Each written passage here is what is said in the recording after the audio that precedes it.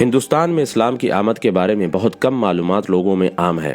حقیقت یہ ہے کہ اسلام ہندوستان میں حضرت محمد صلی اللہ علیہ وسلم کی زندگی میں ہی آ چکا تھا۔ عرب ممالک کے ساتھ ہندوستان کے تاریخی اور تجارتی تعلقات وادی سندھ اور دلمن کے درمیان تقریباً 5000 سال سے بھی زیادہ پرانے ہیں۔ عرب تاجر اور علماء ہندوستان کے ساحلوں تک پہنچنے کے لیے بہت بڑے بڑے سمندروں کا سفر طے کر کے ہندوستان آئے تھے۔ ہندوستان کے متاثر کن چیزوں میں کاروباری بازار اور بھرپور ثقافتی ماحول کافی مشہور تھا۔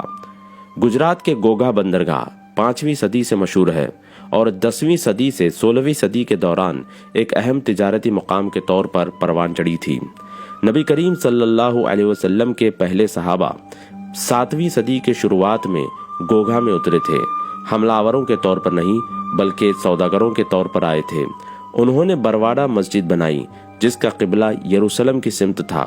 یہ اس وقت کی بات ہے جب مکہ کی طرف منہ کرنے کا حکم نہیں دیا گیا تھا۔ دوسرے صحابہ نے بھی کیرلا کا سفر کیا جہاں ان کی ملاقات راجہ چیرمن پیرمل سے ہوئی جو چاند کے 2 ٹکڑے ہونے کے معجزے کے گواہ تھے۔ راجہ کی خواہش تھی کہ وہ ان کے ساتھ پیغمبر اسلام سے ملاقات کے لیے سفر کریں، پر سفر کے واپسی کے دوران ان کا انتقال ہو گیا۔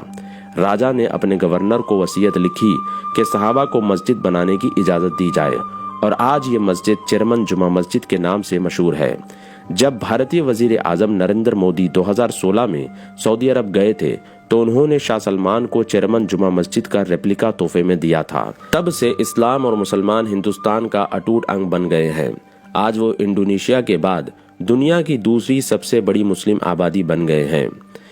یہ بھی ایک معروف حقیقت ہے کہ اسلام عرب دنیا میں نازل ہوا تھا جبکہ ہندوستان میں اسے مسند احادیث کے صورت میں محفوظ کیا گیا ہے۔ آج میاں نذیر حسین دہلوی اور نواب صدیق حسن بھوپالی کے نام بڑے بڑے عرب علماء بڑے احترام کے ساتھ یاد کرتے ہیں۔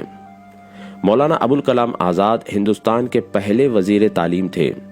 ان کی ولادت مکے میں ہندوستانی والدین کے گھر ہوئی تھی۔ وہ مفسر قرآن اور عظیم رہنما تھے۔ ہندوستانی حکومت ہر سال ان کی سالگرہ کو یوم تعلیم کے طور پر مناتی ہے۔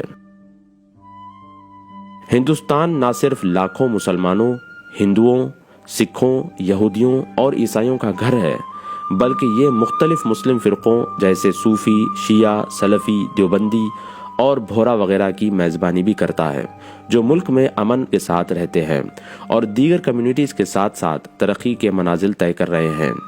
ہندوستان کی ثقافت اور بیش قیمتی تجربے کو محسوس کرنے کے لیے آپ کو ایک بار ہندوستان کا سفر کرنا ہوگا۔